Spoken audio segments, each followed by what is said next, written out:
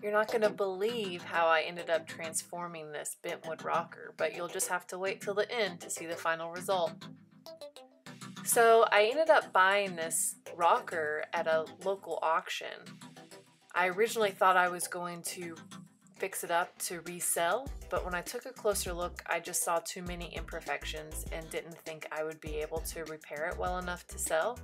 I've never done a project like this before, and I just don't feel comfortable sending something out into the world that I don't think is perfect.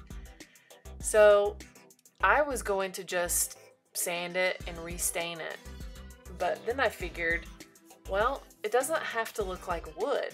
I could paint it something metallic. And I had a couple different ideas, but the vision that kind of came to the front was based around rose gold, and the fabric for the cushions would be white with small flowers. But I wasn't able to find that fabric, and so I had to think some more. But as for the painting, it ended up being quite difficult to get into all the crevices, as you can see, of the carved wood. So I ended up having to do about 3 coats, and I was running out of paint, didn't want to buy another can of it, so I just focused on doing the top parts, the parts that are visible, and leaving the underneath parts not having as many coats.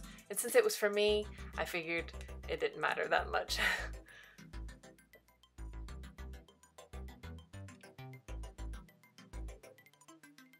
And here I am repolstering, and I've never done this before, just watched a couple YouTube videos. We had this stapler laying around and this fabric, and I figured the bottom part of the cushion didn't have to be fancy, so I just used this old fabric. And then this is the fancy fabric I got. It's a foiled velvet. I've been really into crushed velvet lately. When I saw it in the store, I knew that this was the fabric I needed. It was a bit pricey. It was about $30 a yard, but I figured this is what I needed to complete my vision. So I got just a yard and finished the cushion up.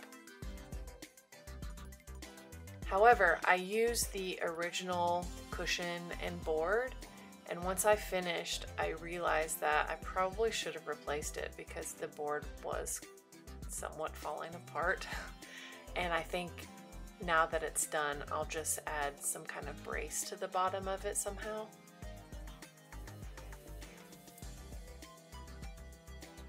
But for the back part of the seat, I did have to replace the cushion and board. So I just cut a new piece of wood, bought some 1/2 inch foam, and then was able to staple the fabric to the back. Overall, this process was really a learning experience for me. It took a lot longer than I would have liked, especially with how many times I had to paint the rocker and then having to get the board and the foam and going back to the stores a couple of times.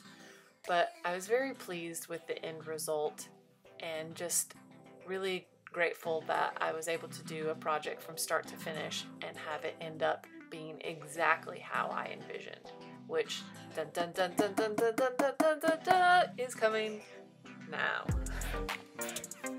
Final result, and even in this lighting, I feel like doesn't show how beautiful this chair is.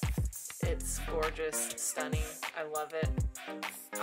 It doesn't exactly go in my room right now, but I'll figure something out.